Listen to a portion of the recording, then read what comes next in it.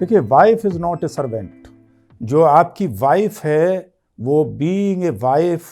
आपके घर की कोई सर्वेंट या आपकी कोई नौकरानी नहीं है। बहुत सारे रिश्ते और बहुत सारे घर इस बुनियाद पर टूट जाते हैं और इस बुनियाद पर ख़राब हो जाते हैं कि जो हमारा मेल डोमिनेटिंग नेचर है या जो मेल सोसाइटी है वो आज भी ये सोचती है 21st सेंचुरी में कि शायद उनकी वाइफ जो है वो उनकी नौकरानी है। जिस तरीके से डॉरी की डिमांड्स बढ़ती जा रही हैं, जहेज़ की डिमांड बढ़ती जा रही हैं, इसी तरीके से वाइफ का जो औरतों का जो दायरा है उनका घर के अंदर, उन्हें ये सोचा जाता है,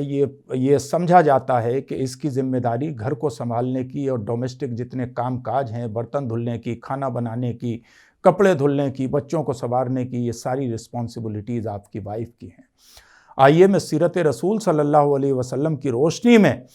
आपको ये बताना चाहूँगा कि जिस तरीके से जहेज़ की और डॉरी की डिमांड की कोई गुंजाइश शरीयत में नहीं है, इसी तरीके से वाइफ आपकी सर्वेंट नहीं है, बल्कि इस्लामिक एतबार से तो हुक्म ये है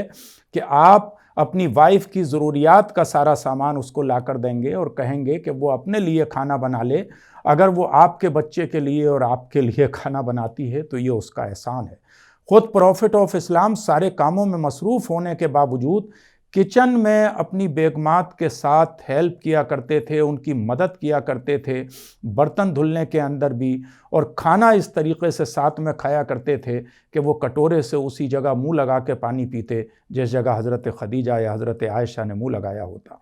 वो अगर मीट की बोटी होती और उनकी बेगम को ही उसे छोड़ देती तो फिर उसी जगह से मुंह लगा के उसको काटते और उसको हड्डी को चूसते जहां उनकी बेगम ने। कि आज हमारे मुआशरे के अंदर ये प्यार है? आज अगर जॉइंट फैमिली में शौहर और बीवी, पति और पत्नी आपस में एक प्याले में या एक प्लेट में साथ में खाना खाते हुए देखे जाएं तो उसको मायूब समझा जाता है, जो कि एक सुन्नत है। और दूसरी बुराइयों में अगर कोई अपनी बीवियों को पीटता हुआ देखा जाए, उन पर जुल्म करता हुआ देखा जाए, उसे नौकर की तरह ट्रीट करता हुआ देखा जाए तो उसको मुआशरे में मायूब नहीं माना जाता। आइए एक नए समाज को बनाने के लिए, एक आइडियल समाज को बनाने के लिए एक ऐसा समाज बनाएं जिसमें आपकी बीवी के लिए भी स्पेस हो, आपके बच्चों के लिए भी स्पेस हो, आपके पड़ोसियों का भी एहतराम हो। और ये उसी वक्त हो सकता है अगर घरों को टूटने से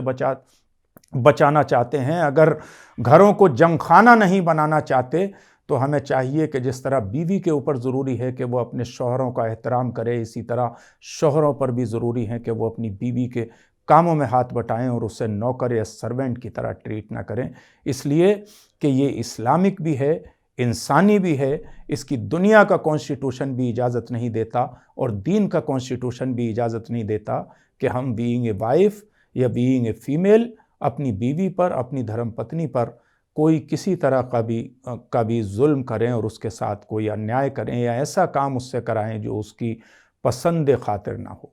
मुझे उम्मीद है कि अगर हम